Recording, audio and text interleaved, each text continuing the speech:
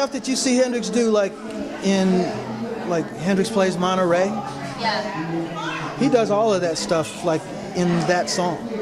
Behind the back, behind the head, between the legs, splits. Pulling all the tricks out right away. Everything, while he's playing his ass off. I mean, it's not like he's just feeding back. Yeah. You know what I'm saying? He's like killing it. Mass solos. And Eric Clapton is like off stage, like trying to light a cigarette. Supposedly his hand is shaking so bad because he's just like, what in the world is going on? His mind was blown, literally. It's like, what is going on? So after they finish the song, Eric is angry with Chaz. He's like, what were you thinking? He's like, you didn't tell me he was that fucking good. It's like that kind of thing.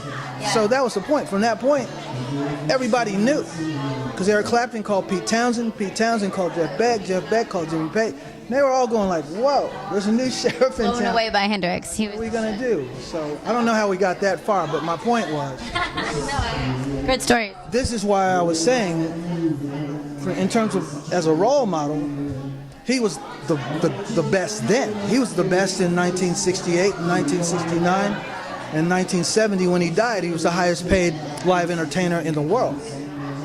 I mean, he's still talked about to this day. I mean, he's that huge. I'm talking about him. He's selling records just like he was then 40 years ago. Wow. What would, with your mass experience and knowledge of the music industry, what would your advice be to artists that are trying to make it or just getting started or kind of, wanting to make it in this industry? Well, I'm going to tell you, there's no way that I can give one piece of advice to everyone that makes sense. But what I can say, the most important thing is to ignore everyone and follow your own personal instincts, because the only thing that is really valuable is creativity. You don't get paid to be a copy of another imitation. And these days, with all due respect to YouTube and Facebook and whatnot, everybody thinks that they've got an opportunity to be a rock star, and you forget that the whole idea is about being a unique individual. That's the thing that makes you stand out from the crowd. That's the only way I was able to get work when I started, was A, to be in command of my instrument at the time, which was drums. That's how I started out, as a drummer. And then B, I felt I needed to look unique so that I brought value to any organization that I joined up with. Kind of left an impression. Well, it's show business. Yeah. And if you ain't got nothing to show, you ain't got no business on stage. That's what I always say. You got nothing to show, you have no business being on stage. That's exactly. So I mean, with all due respect, I don't want to pay, $25 to see somebody looking at their shoes.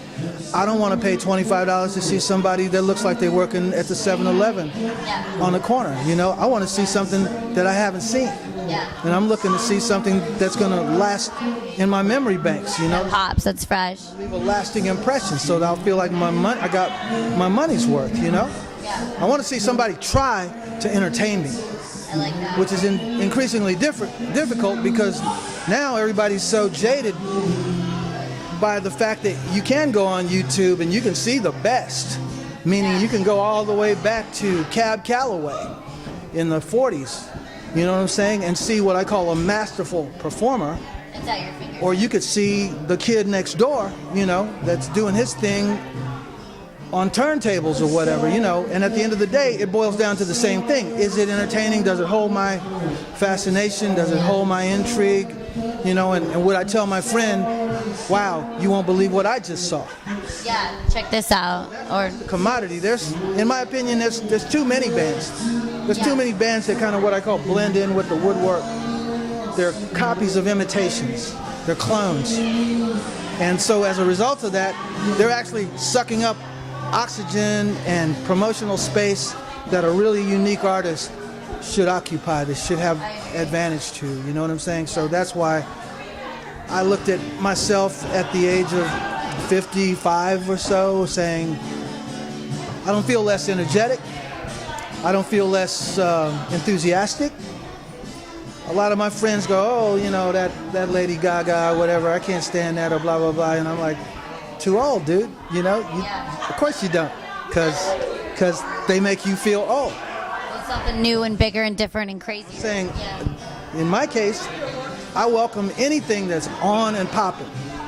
You know, because a role model of mine would be an artist like Miles Davis, you know, great jazz trumpeter who refused to be stereotyped by the jazz world, which is extremely critical of quote-unquote breaking ranks with tradition. Yeah. And he was phenomenally talented, but he upset their expectations like 5 times before he died. Like, in other words, changed his complete style and just, you know. Sometimes people like surprises and new stuff, though, and like always change. Well, yeah, I mean, he just never stopped listening. Yeah. He never stopped listening to new artists. So hypothetically, you could say that Miles Davis was the first jazz artist to really go electric, to electrify the instruments. When he came out with Bitches Brew in 1969, he started playing the Fillmore East, which put him in front of a completely young college audience, like young people. He turned young people onto jazz that went back and listened to his records from a decade before when he was playing quintets, you know. People like Tony Williams and Ron Carter, acoustic jazz, right? People went back and discovered that they loved that. But the thing that he was doing, he's like, I've been there, did that, got the t-shirt, and I'm on to some new things. And he's looking at what Hendrix is doing, and he's looking at, you know, people like John McLaughlin and Mahavishnu Orchestra, you know. Well, John McLaughlin started out with Miles Davis. You know, he launched a whole new wave of like progressive, quote-unquote, musicians that changed the way that you thought about rock music and jazz music, and that's when they started calling it fusion. So when you hear about bands like Weather Report or Chick Corea and Return to Forever, those were basically reactions to like the British phenomenon that we consider progressive rock, like prog rock, like early Yes, early Genesis, and Emerson, Lake and Palmer, and, you know, where the musicians are coming from a trained background, where they had classical training in a high facility with their instrument, but they wanted to play rock music, but with a higher skill set.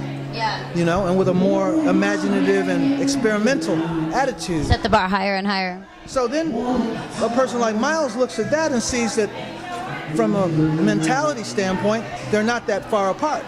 You know, the jazz musicians start from one tradition, the rock musicians start from one tradition, but the true artists transcend all of those barriers or those genre specific. Their whole own genre and their own creative outlook. Because they're in search of a certain level of self-expression. And they don't care what people call it, because it's a self-expression of themselves, you see.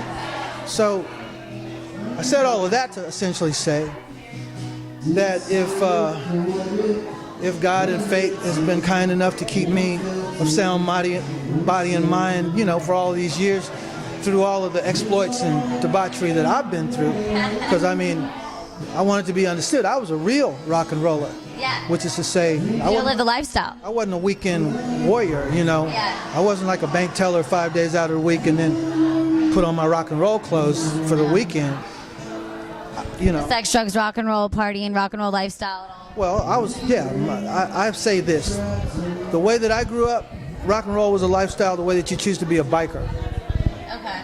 The way that you choose to join a motorcycle club like the Hells Angels. When you choose it, that's who you are, and it's something on your back, and you embody the lifestyle. You look at everybody else and feel sorry for them. Yeah. It's the way I felt about it. I like that. Well, I mean, you know, I was naive, but what I'm saying is I knew who I was, and I wasn't trying to be anything other than that. Yeah, you knew what you were meant to be and how you were grown up and who you wanted to do. Enjoyed the lifestyle.